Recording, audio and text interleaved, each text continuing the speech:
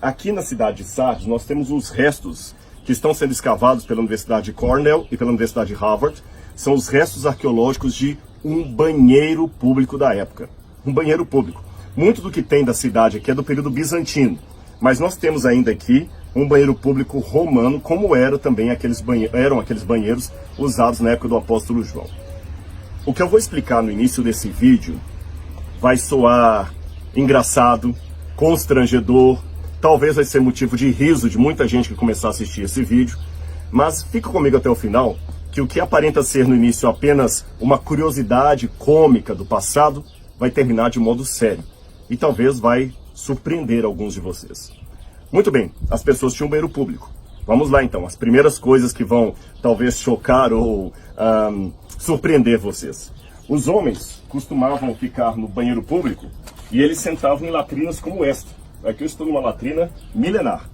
E eu sei que você está imaginando, cada um sentava do lado do outro. Então o sujeito sentava aqui, o outro sentava aqui, outro aqui, e ficavam conversando enquanto faziam as suas necessidades físicas. E eu sei que você está rindo, principalmente pela posição.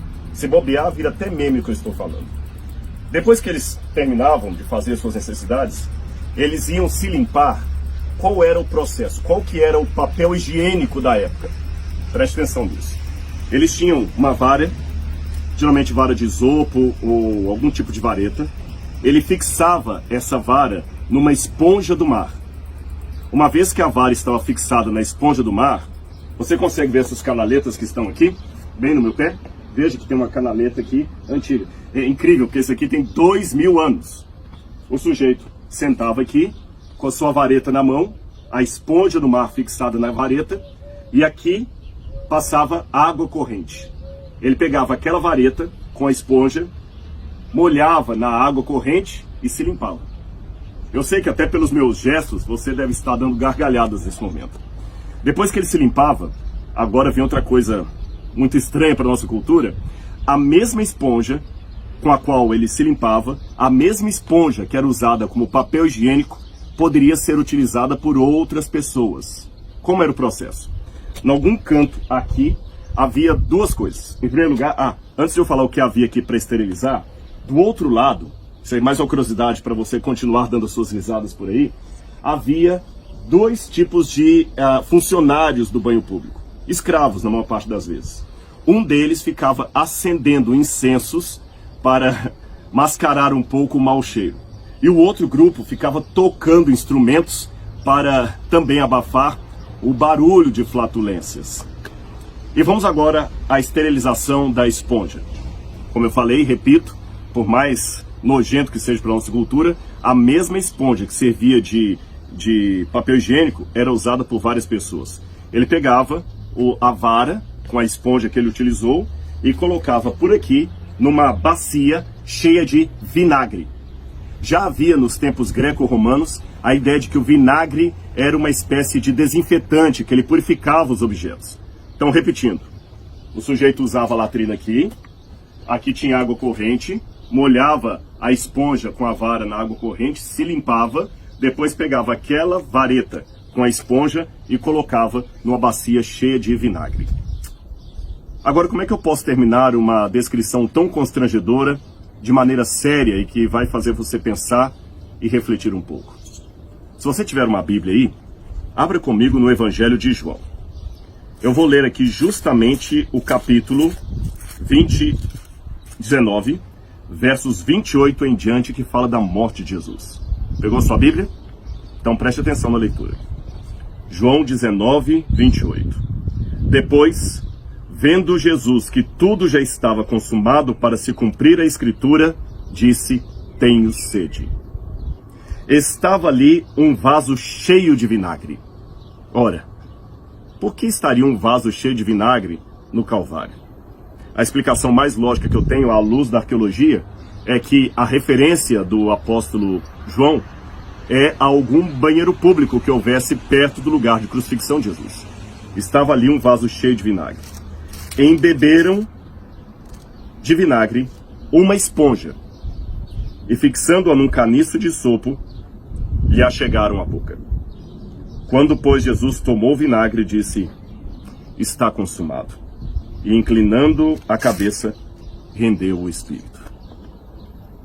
Acho que você já entendeu onde eu queria chegar. O Filho de Deus, na cruz do Calvário, sentindo sede, dor, abandono, pediu: dá-me água. Aquele que era a fonte da água da vida, aquele que falou para a mulher samaritana: se você soubesse quem te pede água, você que me pediria e eu te daria a água que não dá mais sede. Aquele homem, que era a água da vida, teve sede. E o que deram para ele beber? Uma esponja, provavelmente de banheiro, embebida num vinagre, provavelmente de banheiro, para lhe mitigar a sede. É como se eu limpasse os lábios de uma pessoa com papel higiênico sujo tirado da latrina.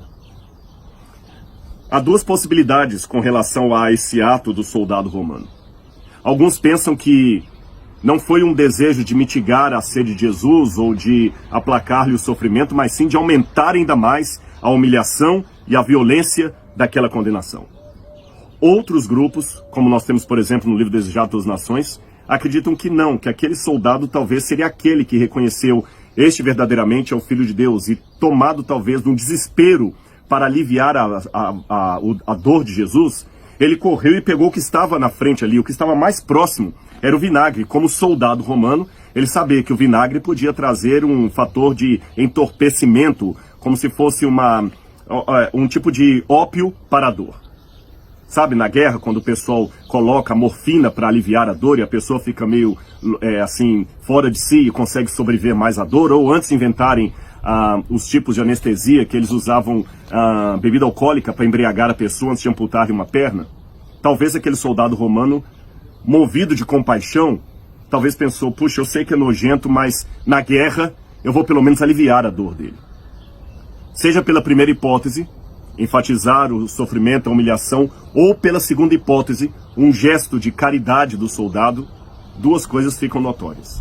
Em primeiro lugar, a humilhação de Jesus foi maior do que você imaginava, não é? Segunda coisa que fica patente aqui: quando Jesus experimentou o vinagre, ele não quis beber. Sabe por quê? Ele sabia que aquela bebida poderia mitigar-lhe um pouco da sede e aplacar a dor, porque seria uma morfina. Mas a que custo ele teria a sua dor amenizada? A sua mente ficaria embriagada. E ele não podia permitir que a sua mente ficasse sob o efeito do álcool ou de qualquer outro tipo de ópio, porque ele tinha que estar lúcido até o fim para que o diabo não tivesse domínio sobre a sua mente. Que diferença de muitos de nós que na hora da dor e do sofrimento corremos para as drogas, para a bebida. Não quero julgar ninguém, mas Jesus preferiu enfrentar a dor a sucumbir à alienação. Porém, mais do que isso, essa força que ele teve na cruz do Calvário é traduzida na graça que ele oferece a mim e a você hoje. Eu comecei esse vídeo com uma descrição talvez constrangedora, cômica, hilária e até nojenta. Mas eu tenho certeza que aquela risada que você deu no início, agora talvez seja uma consternação. Talvez alguns estejam até chorando, emocionados, em relação ao que eu acabei de revelar aqui. Pois ao ver um banheiro público romano, lembre do amor de Cristo por você. Ele morreu por você na cruz do Calvário.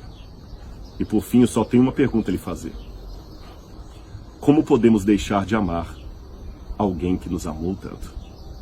Muito obrigado por estar comigo mais uma vez nesse vídeo. Que a graça de Jesus esteja com cada um de vocês.